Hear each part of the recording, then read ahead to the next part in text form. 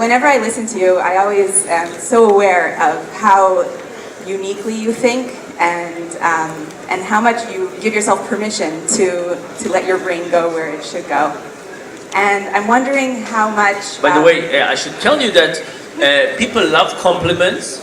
If you give people compliments, they would think higher of you, even if they know they're insincere. Great. Deena.co. I'm wondering how... I know that you had a very difficult few years when you were much younger, as a young adult or teenager? Young adult.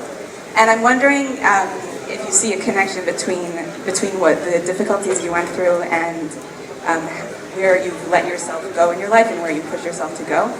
And I'm also wondering how someone like me who did not go through something terrible can also push themselves to grow in the way that I see that you do. Okay, so thank you. So first of all, so Dan Gilbert is talking now about misery and happiness and how we look at bad things in life and make the best out of them and so on. And for me, I think that one of the things I got from my long time in hospital was the fact that I felt not part of regular society.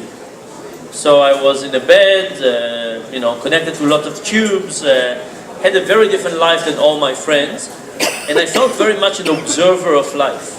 I didn't feel I was part of it, and even when I left hospital, I still looked differently. There were lots of things I couldn't do. When I went to college, when I went to university at Tel Aviv, everybody was on the grass, sitting, enjoying coffee and flirting and so on, and I couldn't even be in the sun, and I couldn't sit on the grass.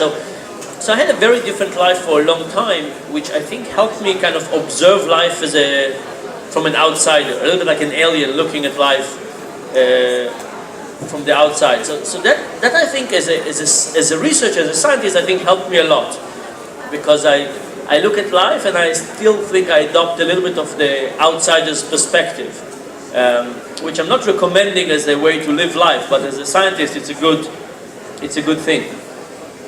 The other interesting thing is about being an academic.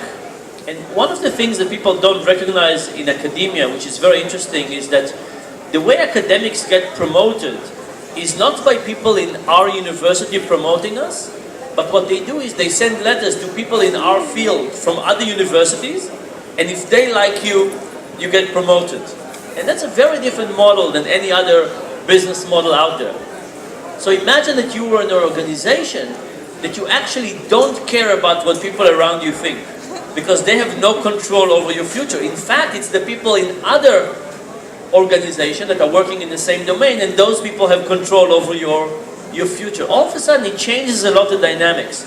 So going into a faculty meeting, even as a junior faculty, when you know everybody is much older and so on, but you know that they have no say about your future, is incredibly liberating. So I think the combination of those two, and of course, being an Israeli helps a lot. I often go to meetings and I say, just realize I'm Israeli, you might get offended, it's just my culture, it's not me, and then everything goes much better.